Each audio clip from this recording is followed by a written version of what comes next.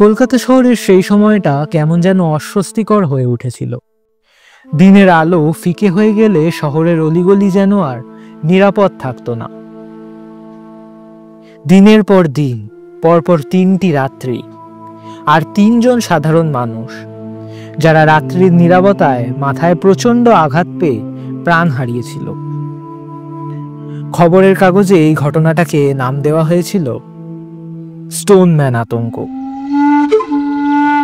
একদিন সকালে আমি আর ব্যোমকেশ আমাদের বালিগঞ্জের বাড়ির বারান্দায় বসে চা খাচ্ছিলাম।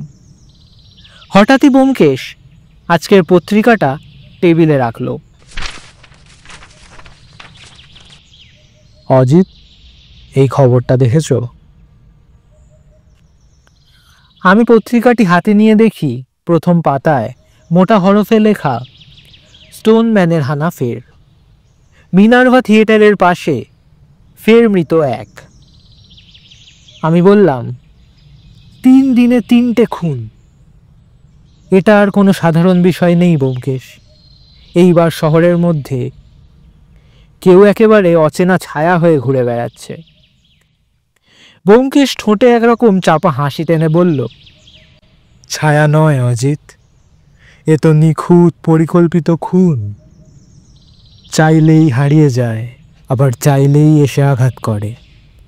জানো তো, ওকে চেনা যাবে না সাধারণ চোখে। আমি বললাম, তুমি তাকে ধরতে পারো না ব্যোমকেশ? সে গভীরভাবে তাকিয়ে বলল, চেষ্টা তো করতেই হবে। আমি খবর পেয়েছি, মিনার্ভা থিয়েটারে গতকাল রাতে এক অদ্ভুত ভদ্রলোককে দেখা গেছে। মাথায় পুরনো ধরনের হ্যাট আর এক হাতে কালো একটা বস্তা। ওইটাই আমাদের প্রথম সূত্র। ঠিক সেই মুহূর্তে কলিং বেল বাজল। ঘরে প্রবেশ করলেন এক মাঝবয়সী ব্যক্তি। চোখে ভীতির ছায়া স্পষ্ট, পরনে সস্তা ধুতি পাঞ্জাবি। নিজের পরিচয় দিলেন সতীনাথ ভট্টাচার্য, মিনার্ভা থিয়েটারের পাশেই এক পুস্তক বিপণীর কর্মচারী। তিনি কাঁপা গলায় বললেন, আমি কাল রাতে দেখেছিলাম। হ্যাঁ, স্টোনম্যানকেই দেখেছিলাম কাল রাতে।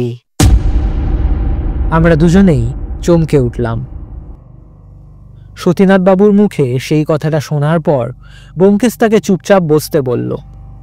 ঘরের বাতাস একরকম ভারী হয়ে উঠেছিল। ব্যোমকেশ তার খাতায় দ্রুত কিছু লিখে নিয়ে জিজ্ঞেস করল, আপনি যাকে দেখেছিলেন তিনি ঠিক কেমন দেখতে ছিলেন, বলতে পারেন?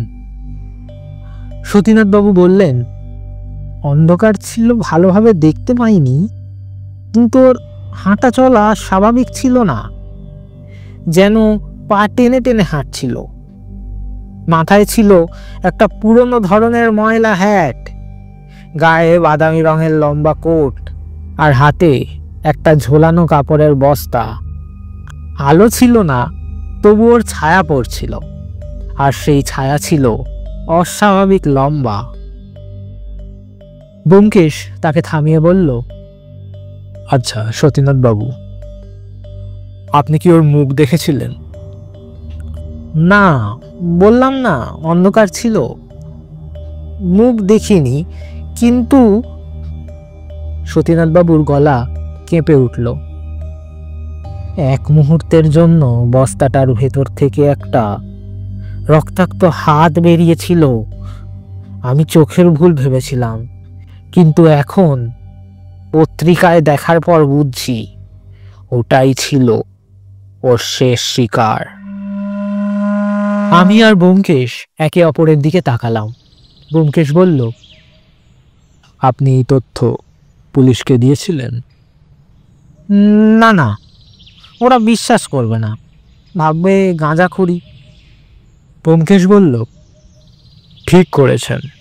এখন আপনার থেকে যা জানার ছিল আমার জানা হয়ে গেছে, কিন্তু একটা অনুরোধ, এই সাক্ষাৎকারের কথাটা যেন কাউকে বলবেন না।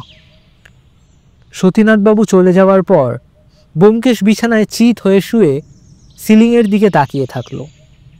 আমি চুপচাপ পাশে বসে চা খাচ্ছিলাম।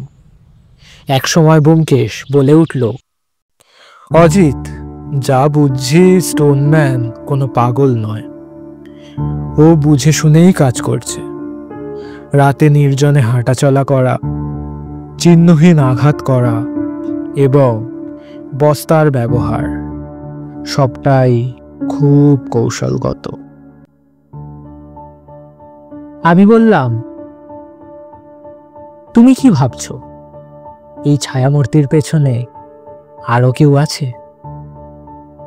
সে চোখ বুজে বলল, ছায়ার পেছনে ছায়া থাকাটা খুব অসম্ভব নয়।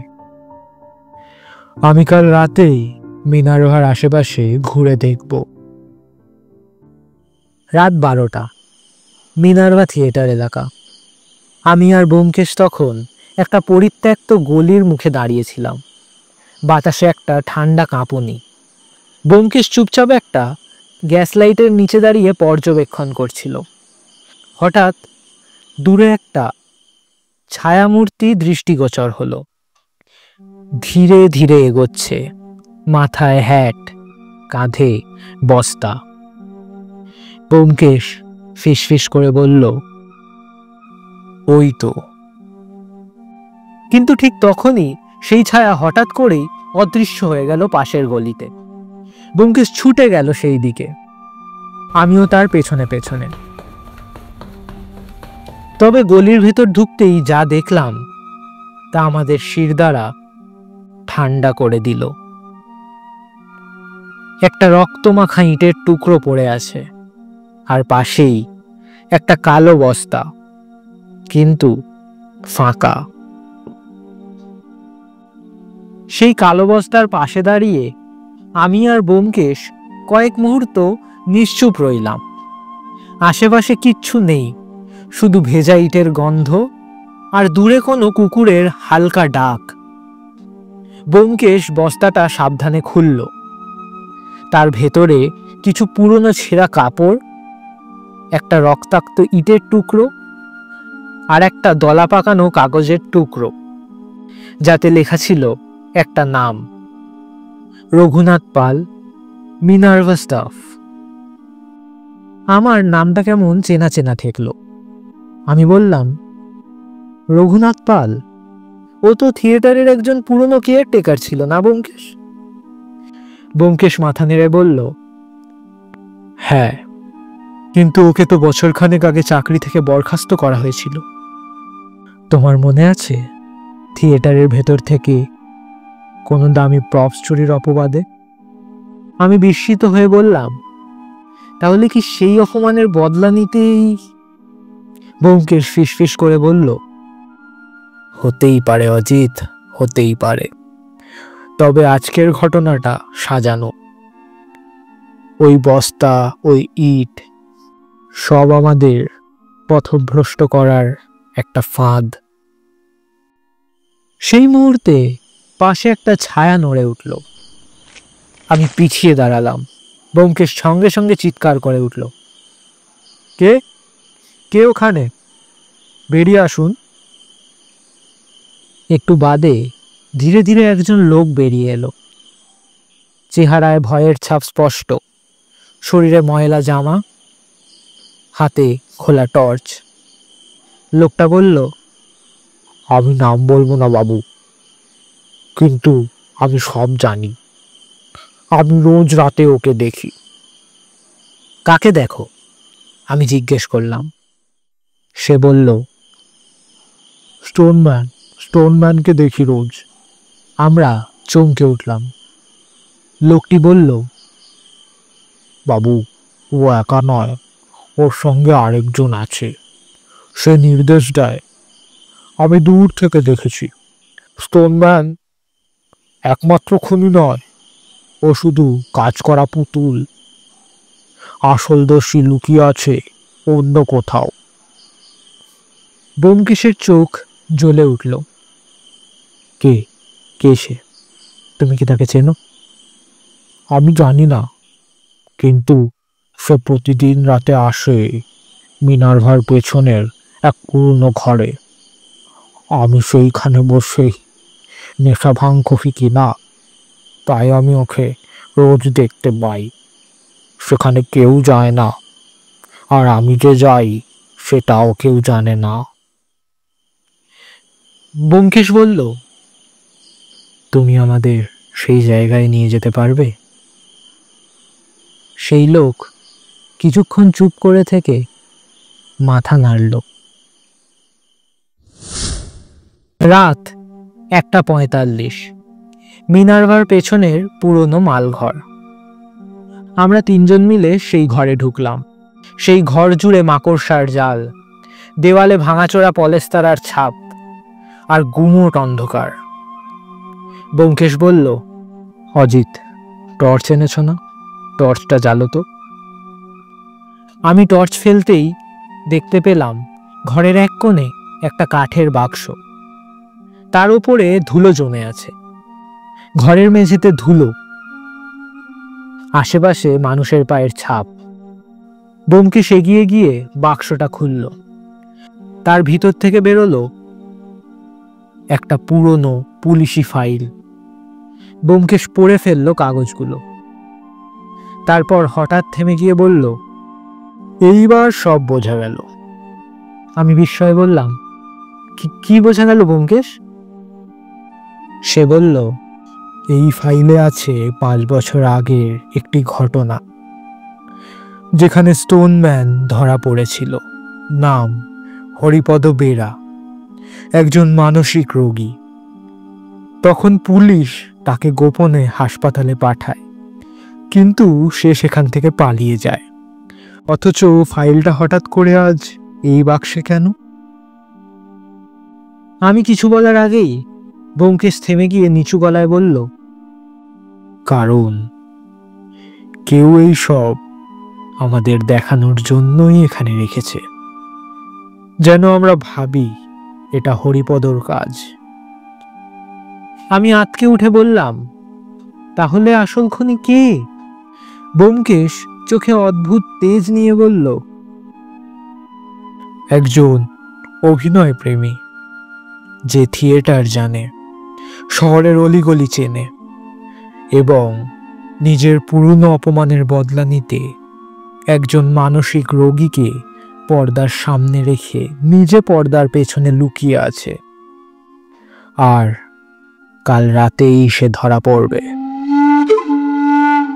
পরদিন সকালবেলা গরম চায়ের কাপ হাতে ব্যোমকেশ জানালার ধারে দাঁড়িয়ে সিগারেটে টান দিচ্ছিল। ওর চোখে একটা অদ্ভুত জেদ, যেন আজকের মধ্যেই সমস্ত হিসেব মিটিয়ে ফেলতে চায়। আমি বললাম, কাল রাতে যা দেখলাম তাতে তো স্পষ্ট এই খুনগুলো হরিপদরই কাজ হয়তো। ব্যোমকেশ মাথা নাড়িয়ে বলল,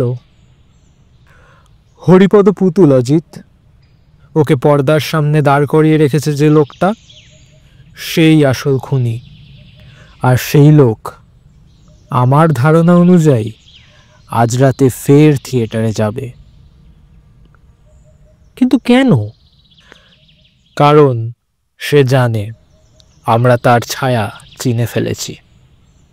এখন আমাদের বিভ্রান্ত করার জন্য নতুন খুন করতে পারে, কিংবা নিজের তৈরি গল্পটাকে সত্যি বানাতে আরও কোনো নাটক মঞ্চস্থ করতে পারে। আমি জিজ্ঞেস করলাম, তাহলে কি করবে? ব্যোমকেশ বলল, আজ রাতে থিয়েটারের ভিতরে ফাঁদ পাতব। আমি চাই সে মনে করুক আমরা বিশ্বাস করে ফেলেছি যে হরিপদই আসল খুনি। ঠিক তখনই সে মুখোশ খুলে ফেলবে। সেই রাতে আমরা মিনার্ভা থিয়েটারের ভিতরে ঢুকলাম। আলো নিভিয়ে ছায়ার মধ্যে লুকিয়ে রইলাম আমরা তিনজন, আমি, ব্যোমকেশ আর অতীন ঘোষ, লোকাল থানার ইন্সপেক্টর। পুরনো সিটের আড়ালে বসে আমরা অপেক্ষা করছিলাম। রাত প্রায় 2টো। থিয়েটারের পেছনের দরজা দিয়ে ধীরে ধীরে ঢুকলো একজন, মুখ ঢাকা, হাতে একটা কিছু ভারী বস্তু। সে সোজা মঞ্চের দিকে এগিয়ে গেল, আর তার পেছন পেছন আসলো বৃদ্ধ হরিপদ, চোখে অস্পষ্ট দৃষ্টি, মুখে উদ্ভ্রান্ত হাসি। ব্যোমকেশ ফিসফিস করে বলল, ঠিক যেমনটা ভেবেছিলাম, ও হরিপদকে চালাচ্ছে। এবার সময় এসেছে। মঞ্চের এক কোণে আলো জ্বলল হঠাৎ। সেই আলোয় লোকটার মুখ স্পষ্ট হয়ে উঠল। রঘুনাথ পাল, সেই পুরনো কেয়ারটেকার যাকে এক সময় চুরির দায়ে চাকরি থেকে বরখাস্ত করা হয়েছিল। অপমান, অভিমান আর প্রতিহিংসা তার মনকে বিকৃত করে তুলেছে, আর থিয়েটারের প্রতি তার এক গভীর আসক্তি তাকে খুনি বানিয়েছিল। আলো জ্বলতেই রঘুনাথ চমকে পিছিয়ে গেল, কিন্তু তখনই ব্যোমকেশ বলে উঠল, তোমার নাটক শেষ রঘুনাথ। পেছনে পুলিশের দল তোমাকে আটকাবে। তুমি হয়তো প্রফস চুরির দায়ে দোষী ছিলে না, কিন্তু তার বদলা নিতে তুমি এক মানসিক রোগীকে সামনে রেখে 5-5টা খুন করেছ। রঘুনাথ হঠাৎ হেসে উঠল।